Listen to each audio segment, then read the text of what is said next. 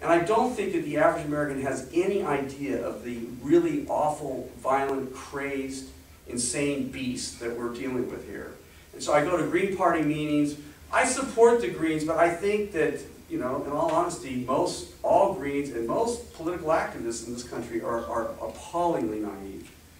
Now, in the whole range of political spectrums, you know, there's different kinds of ideology. And of course, when I came to the conclusion that obviously the American bourgeois capitalist system needed to be reformed, I searched around for other political ideologies, right? And, you know, pacifism is very appealing. You know, Dr. King and Mahatma Gandhi. But, you know, again, having seen how the state acts towards anybody that dissents, it is the height of naivete to think, as Mahatma Gandhi did, that we must convince the British of the wrongness of our rule. This is an absurdity. The only reason that India is independent is because they found as many Brits as they could. They tried to kill them. That's the reality of Indian independence. I don't endorse, you know, violence per se or killing people, but the reality is that the only reason that India is independent is because millions and millions of Indians stepped forward and they confronted the British Empire and they fought back, as the workers in Athens did that I witnessed, or the workers in Brussels, Belgium did, right? The idea that somehow we're going to have a little kumbaya session is ridiculous, right? And so I rejected pacifism. Mohandas Gandhi was asked, what do the Jews do?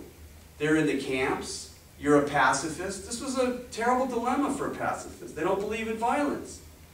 You know what his response was? He said that they should commit mass suicide. You know, this is the dark side of pacifism, right? If you really don't believe in violence, then that includes if you're in a labor camp in Poland. Well, you know, it'd be wrong to assault and try to kill. My feeling is, if I'm in a labor camp, you try to kill every German in front of you. Now, you might think that I'm a crazed maniac, murderer.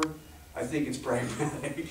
Right? At that stage, forget the pacifism. And I think that there's so many shortcomings with pacifism. George Orwell wrote a wonderful essay on Mohandas Gandhi. He said, of course Mohandas Gandhi is going to be much praised, because he's going to go to England and talk about how we don't believe in violence and we need to convince you of the wrongness of this position. And Orwell said, of course the British ruling class love to hear this kind of stuff. It gives them the feeling that they're entertaining all sorts of viewpoints.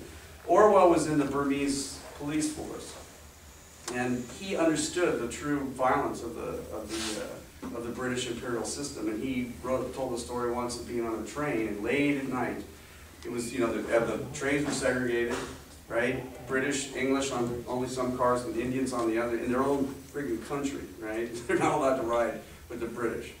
And so it was late at night, and he recognized one British officer on this train who shared what he thought, just little indications that this guy might have agreed with Orwell on some of the issues. But they couldn't talk about it. They were afraid to, because there was other English officers around. So they waited until everyone was asleep, and they were smoking cigarettes in the hallway, and they were talking about minutiae stuff, and Orwell finally asked the key question, which made this other officer admit that he also agreed that the British needed to get out of India. They had to do it at 3 o'clock in the morning and whisper to each other, right? They not only agreed with that, but they said the only way that the British will ever get out is if the Indians rise up in a violent, confrontational revolution. They said, this guy Gandhi is crazy if he thinks that, and they knew, they're in the British Empire. If they think that there's any way under God's green earth that the British are going to leave other than they're absolutely forced to, right? They're kidding themselves. And I believe that the pacifism is, you know, wrong, A, and B, it's totally counterproductive. It's the kind of thing that you'll never get anywhere with it, ever, right?